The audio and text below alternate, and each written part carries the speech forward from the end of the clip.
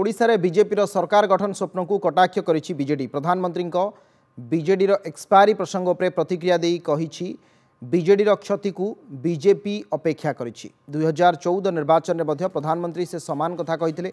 एथर नवीन बाबू जाउछंती सेमिति एथर भी निर्वाचन आसीछि सेमिति एथर मध्य सेमाने सरकार गढ़िबे बोली कहउछंती जहाँकि दिवा स्वप्न बोली कहिछंती बीजेडी नेता प्रताप देव।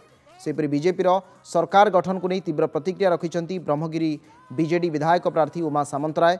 बीजेपी बाहापिया दल होइथिबा बेले सेमानंकर कार्य शून 2019 निर्वाचन में मिशन 120 नारा देइथिबा बीजेपी केते सीट हासिल कला ताहा ओडिशावासी जानिछंती।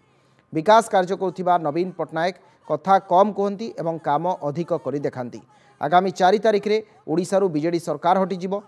ए संपर्क में मोदी भाषण माध्यम कहिथिबा बेले यह भाषण रे ही रहिजिबो बोली कहिसंती उमा सामंतराय। बीजेपी भाषणबाजी अधिक काम कम ग्यारंटी कथा कहथिबा बीजेपी विश्वासयोग्य नुहे बोली बीजेपी मैनिफेस्टो को समालोचना करी कहिसंती उमा सामंतराय।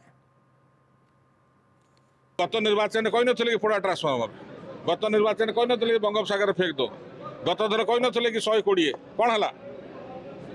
भारतीय जनता पार्टी ने यात्रा बाटी ये कथा सर्वस्व वाक्य विरोध पार्टी। तेणुक आम विजु जनता दल आम कर्तव्य विश्वास करूँ, काम विश्वास करूँ। से आम कहू आम नेता गोटे कथा काम बेसी कम कथा। माननीय प्रधानमंत्री खुद आसी ओडिशा रे कहि नथिले कि नवीन बाबू इस बार आप जा रहे हैं। नवीन बाबू आमरी केन्द्रापड़ा जिले में तो उत्तर देते कि मुझे आप निमंत्रण दूसरी आम शपथ ग्रहण को आसवे। तो ये परीक्षा अतीतर होबे भी हम विजु जनता दल मुकाबला करने प्रस्तुत। बाहापिया दलकर केवल भाषण छड़ा किसी न थाए।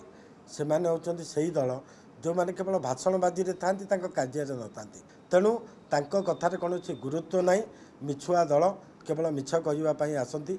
जो मैंने 2019 निर्वाचन में कहते 120 मिशन प्रश्न करा जाऊ से 120 मिशन कुआड़े गला, केतोटी सीट जीतिक आइले, ओडिशा रे स्थिति कौन है सी कथा आगे चिंता करंतु। आजिर दिन में आमे डाकी बजेक कहूँ आम मुख्यमंत्री षष्ठ थर मुख्यमंत्री हेबे।